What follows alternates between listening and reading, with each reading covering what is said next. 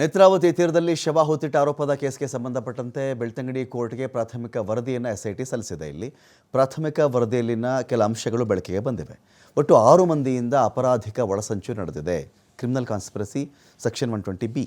Chennaiah, Timarodi, Girish Mattannanavar, Vittalagowda, T Jayanth ಹಾಗೂ ಸುಜಾತಾ ಭಟ್ ಈ ಒಂದು ಸಂಚನ್ನು ಮಾಡಿದ್ದಾರೆ ಅಂಥೇಳಿ ಅವ್ರನ್ನ ಆರೋಪಿಗಳನ್ನಾಗಿ ಈ ಒಂದು ಪ್ರಾಥಮಿಕ ವರದಿ ಹೆಸರಿಸ್ತಾ ಇದೆ.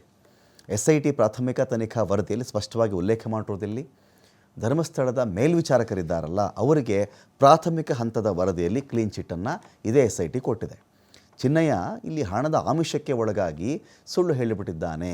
A1 ಚಿನ್ನಯ್ಯ ಅಂಥೇಳಿ ಚಿನ್ನಯ್ಯನ ಮೇಲಿರ್ತಕ್ಕಂಥ ಒಂದು ಆರೋಪ. ಹಣ ಕೊಟ್ಟು ಒಂದಷ್ಟು ಜನ ಚಿನ್ನಯ್ಯನಿಗೆ ಪುಸಲಾಯಿಸಿ ಚಿನ್ನಯ್ಯನ ಕಡೆಯಿಂದ ಸುಳ್ಳು ಹೇಳಿಸ್ಬಿಟ್ಟು ಒಂದು ವಿಡಿಯೋ ಮಾಡ್ಕೊಂಡಿದ್ರು. ಅಪರಿಚಿತ ಶವ ಹೂತುಬಿಟ್ಟಿದ್ದೀನಿ ಅಂತ ಸುಳ್ಳು ಹೇಳಿದ್ದು ಚಿನ್ನಯ್ಯ ಅಂತ.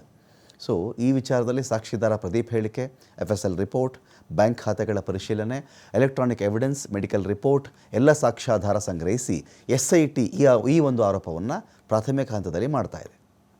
ಇನ್ನು ತನಿಖೆ ಪೂರ್ಣ ವರದಿಯನ್ನು ಎಸ್ಐಟಿ ಸಲ್ಲಿಸಿಲ್ಲ. ಎಸ್ಐಟಿ ತನಿಖೆಗೆ ಉಳಿದ ಆರೋಪಿಗಳ ಅಸಹಕಾರ ಇದೆಯಾ, ತನಿಖೆಗೆ ಇವರು ಸಹಕರಿಸ್ತಾ ಇಲ್ಲ ಅಂತ ಕೂಡ ವಿಶೇಷ ತನಿಖಾ ತಂಡ ಒಂದು ಕಡೆ ಹೇಳಿದೆ. ಕೆಲವೊಂದು ಟೆಕ್ನಿಕಲ್ ಎವಿಡೆನ್ಸ್ ರಿಪೋರ್ಟ್ ಬರಬೇಕಾಗಿದೆ. ಇನ್ವೆಸ್ಟಿಗೇಷನ್ ಕಂಪ್ಲೀಟ್ ಆದ ಮೇಲೆ ವರದಿ ಸಲ್ಲಿಸ್ತೀವಿ. ನ್ಯಾಯಾಲಯಕ್ಕೆ ಈ ಒಂದು ವಿಚಾರವನ್ನು ಎಸ್ಐಟಿ ಮನವರಿಕೆ ಮಾಡಿಕೊಟ್ಟಿದೆ. ಇನ್ನೊಂದು ಕಡೆ ಚಿನ್ನಯ್ಯ, ವಿಠಲಗೌಡನಿಗೆ ಮೊದಲಿಂದಾನು ಪರಿಚಯ. ತಿಮರೋಡಿ ಮನೆಗೆ ಚಿನ್ನಯ್ಯನ ಕರ್ಕೊಂಡು ಬಂದಿದ್ದೆ ವಿಠಲಗೌಡ. ತಿಮರೋಡಿ ಮನೆಯಲ್ಲೇ ಒಳಸಂಚಾಗಿದ್ದು. ಮಟ್ಟಣ್ಣನವರ್, ಜಯಂತ್, ವಿಠಲಗೌಡ ಎಲ್ಲರೂ ಭಾಗಿಯಾಗಿದ್ದರು. ಧರ್ಮಸ್ಥಳದ ಮೇಲ್ವಿಚಾರಕರ ವಿರುದ್ಧವಾಗಿ ಪಿತೂರಿಗೆ ಸಂಚು ಮಾಡಿದರು. 100 ಶವ ಹೂತಿರುವುದಾಗಿ ಚಿನ್ನಯ್ಯನಿಂದ ಸುಳ್ಳು ಹೇಳಿಸಿತ್ತು ಈ ಒಂದು ಗ್ಯಾಂಗ್. ಈ ಸುಳ್ಳನ್ನೇ ವಿಡಿಯೋ ಮಾಡಿಕೊಂಡಿದ್ದು, ಆನಂತರ ಪಿತೂರಿ ಮಾಡಿದರು ಇವರು ಅಂತ ಕೂಡ ಈ ಪ್ರಾಥಮಿಕ ವರದಿಯಲ್ಲಿ ಬಂದಿದೆ.